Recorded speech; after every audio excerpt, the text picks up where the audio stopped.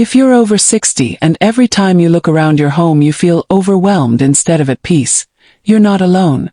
The Reset Granny always says a cluttered space creates a cluttered mind, but tidying up doesn't have to break your back or steal your joy. Today, I'm sharing 5 granny secrets that'll help you keep a tidy, stress-free home without the exhaustion. These aren't about perfection, they're about peace. Before we begin, subscribe if you're ready to reset your space and your stress levels, one simple step at a time.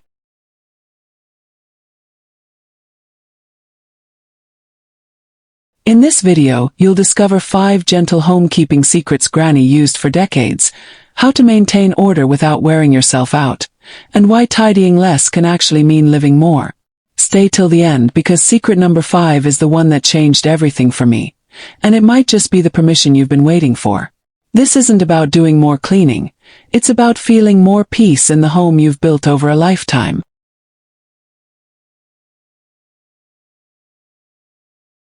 Let's be honest. As we get older, keeping up with housework can feel like a full-time job. Your energy isn't what it used to be. Maybe your knees protest when you bend down, or your back aches after just 20 minutes of cleaning. And the clutter sneaks up on you. Mail piles on the counter. Laundry sits unfolded. The junk drawer becomes 3 junk drawers. Before you know it, your home, the place that should bring you comfort, starts feeling like another thing on your to-do list. You might even avoid certain rooms because they remind you of what you haven't done. But here's what Granny knew that modern life forgot. A tidy home isn't about doing more. It's about doing smarter. It's about working with your body, not against it. And today we're going back to her wisdom, the kind that makes life easier, not harder.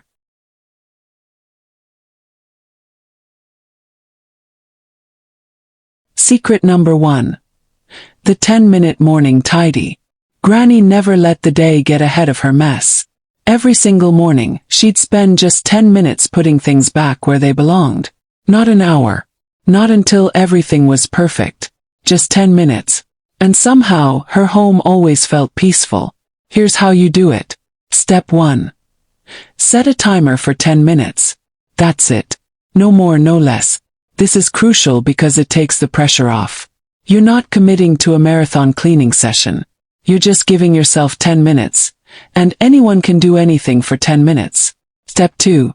Move through one room at a time. Pick up what doesn't belong and return it to its home. Dishes to the sink. Mail to one spot. Blankets folded. Remote back on the table. Shoes by the door. You're not scrubbing or organizing drawers. You're simply putting things where they go. Step 3. Stop when the timer goes off, even if you're not done. This is the hardest part for many of us, but it's also the most important. Granny understood that finishing isn't the goal. Consistency is. If you stop when the timer rings, you protect your energy and you'll actually want to do it again tomorrow. The magic. You're not trying to deep clean. You're maintaining order before chaos takes root. Think of it like brushing your teeth. You don't wait until your teeth are covered in plaque to brush them. You do a little bit every day to prevent buildup. Your home works the same way. Do this every morning, and you'll notice your home never gets too out of hand. The overwhelm fades because you're staying ahead of the mess instead of constantly playing catch-up. And on days when your body needs rest, you can skip it without guilt because yesterday's 10 minutes kept things manageable.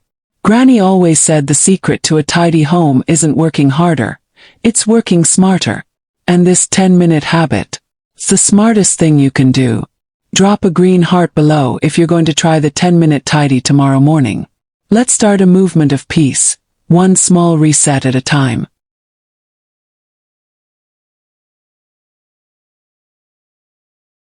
Secret number 2. One in, one out. Granny had a rule that kept clutter from ever piling up. For every new thing that comes into the house, one old thing has to go out. Simple as that. Bought a new sweater. Donate an old one. Got a new coffee mug. Let go of the chipped one you've been holding onto for years. Received a gift. Thank the giver, then find something else to release. Now, I know what some of you might be thinking. But I might need that someday. Or that was a gift from so-and-so. Or I paid good money for that. And Granny would gently remind you, holding on to things out of guilt or fear isn't the same as treasuring them. If it's sitting unused in a drawer or closet, it's not serving you. It's just taking up space. Why it works. This isn't about deprivation. It's about balance. Your space stays manageable because you're not constantly adding without subtracting. Think about it. Over the years we accumulate so much. Birthday gifts, sale items, hand-me-downs, things we thought we'd use but never did. And before we know it, our closets are stuffed, our counters are crowded, and we can't find what we actually need. The one-in, one-out rule stops that cycle. It keeps your home from becoming a storage unit for things you don't love or use. And here's the beautiful part, when you let go of something, you're not just creating physical space. You're creating mental space too. Less clutter means less to manage, less to clean around, less to feel guilty about. How to start? Next time you bring something new home, pause. Look around. What can you let go of? It doesn't have to be dramatic. Even one small thing makes a difference. Maybe it's an extra set of dish towels you never use. Pair of shoes that hurt your feet. A gadget that's been sitting in the back of a cabinet for years. And if letting go feels hard, ask yourself this question Granny used to ask. Does this item add joy, function, or beauty to my life right now? Not 5 years ago. Not maybe someday. Right now. If the answer is no, it's time to release it with gratitude for what it once was. Granny always said, if it no longer serves you, it's just taking up space that peace could fill. And she was right. When you create room in your home, you create room in your heart. Tell Granny in the comments, what's one thing you're ready to let go of today? Let's inspire each other to lighten our load.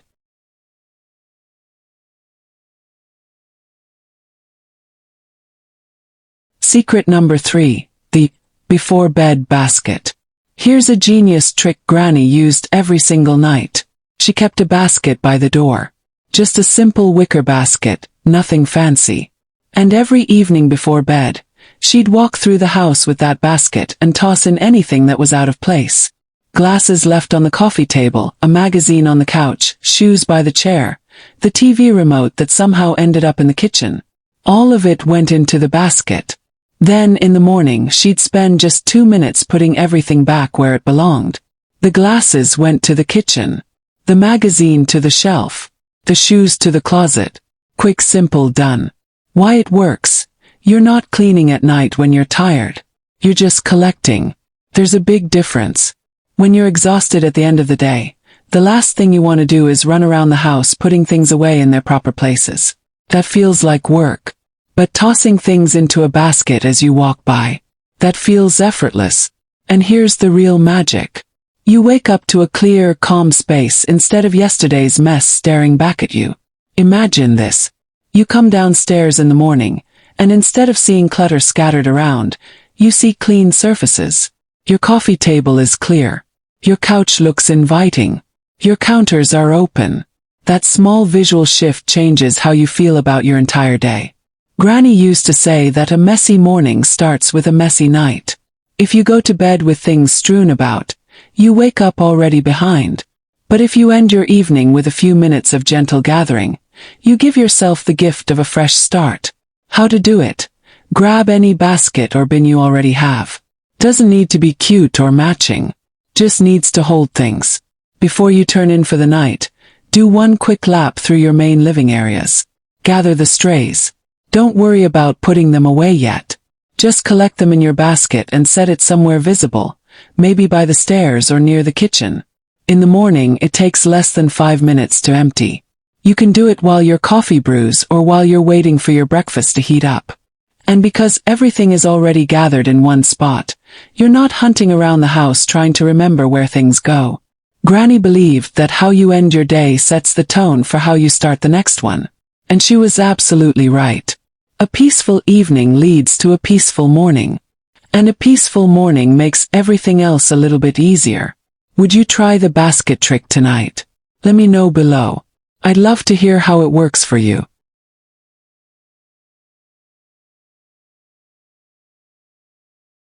Secret number 4. Clean as you go. This one saved Granny hours every week. She never left a room without taking something with her. It was such a natural part of how she moved through her day that you'd barely notice she was doing it. But the results, they were undeniable. Heading to the kitchen. Grab that empty glass from the living room. Going upstairs. Take the folded towels sitting on the couch. Leaving the bedroom. Bring the dirty laundry down with you. Walking past the bathroom.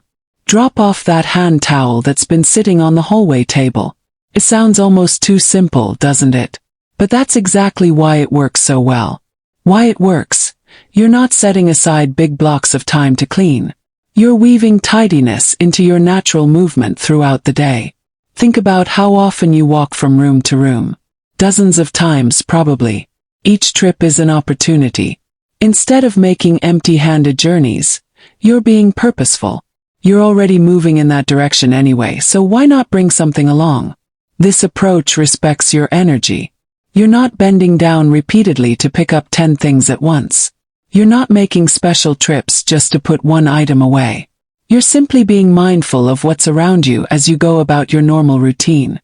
Step 1. Make it a habit. Every time you move from room to room, scan quickly. Just a glance. What's here that doesn't belong? It takes 2 seconds, and over time, your eyes will automatically spot the out-of-place items without you even trying. Step 2. Take just one thing that belongs somewhere else. Not everything. Not 5 things. Just one. That keeps it manageable and prevents you from overloading yourself, especially if your hands aren't as strong as they used to be or if balance is a concern. One item is safe, easy, and still makes a difference. Step 3. Let it become automatic. No thinking. Just moving with purpose. First, you might need to remind yourself. But after a week or 2, it becomes second nature. You'll find yourself reaching for that stray item without even deciding to do it. It becomes part of who you are and how you move through your space. Here's what Granny understood that most people miss. It's not about being obsessive. It's about being intentional. You're not hovering over every surface looking for something to fix. You're simply noticing what's in front of you and taking small action when it makes sense. And over time, your home practically takes care of itself. Things don't pile up because they're constantly being returned to their proper places. The laundry doesn't overflow because it's making its way to the hamper throughout the day. The dishes don't stack up because they're heading to the kitchen every time someone walks that way. This secret is about working with your life, not adding to it. You're already moving. You're already walking through these rooms. Why not let that movement serve you? If this feels doable, drop a "Yes, Granny" in the comments. Let's encourage each other to move with purpose.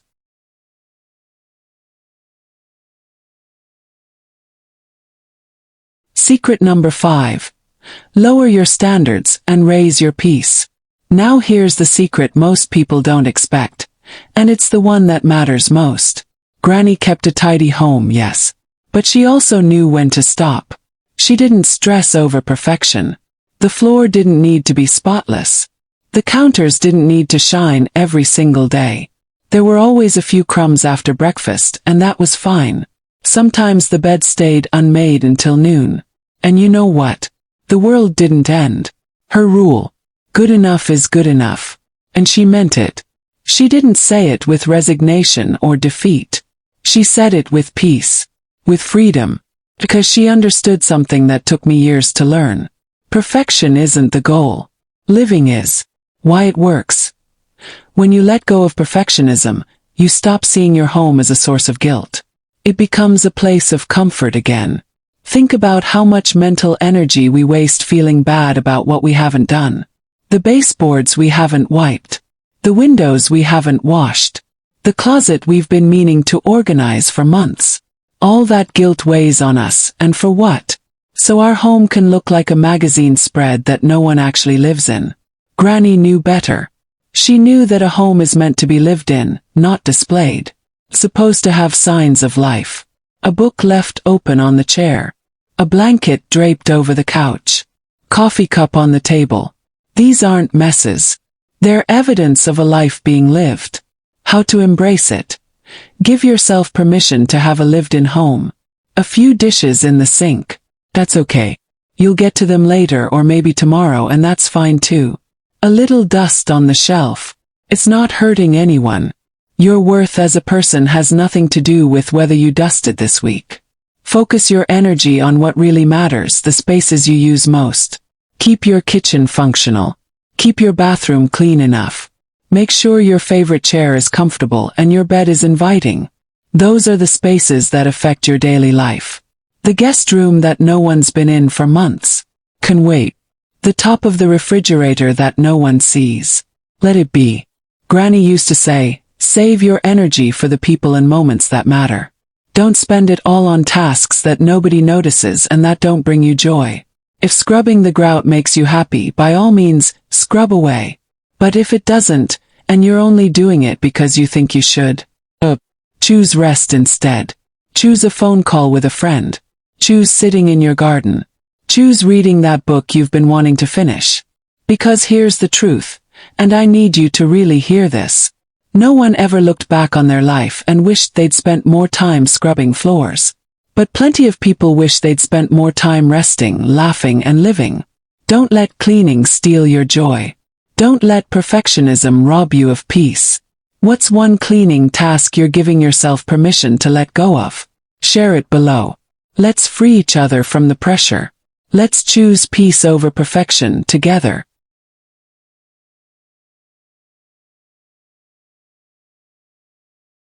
But here's what most people don't realize about a tidy home. It's not really about the house at all. It's about how you feel when you walk through your own front door. Do you feel at peace? Or do you feel like there's always something left undone? Granny understood that a stress-free home isn't about having less stuff or doing more chores. It's about creating rhythms that support you, not exhaust you. In 2025, we're bombarded with cleaning hacks and organization systems that promise perfection. But Granny's way was simpler, slower, and kinder. She knew that your home should hold you, not the other way around. You've spent decades building this life. Your home should be your refuge, not your taskmaster. That's the real secret.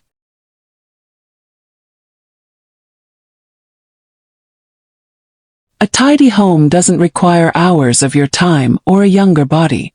It just requires a few small, smart habits and the wisdom to know that good enough is actually more than enough. Try just one of these secrets this week. Start with a 10-minute morning tidy or grab a basket tonight.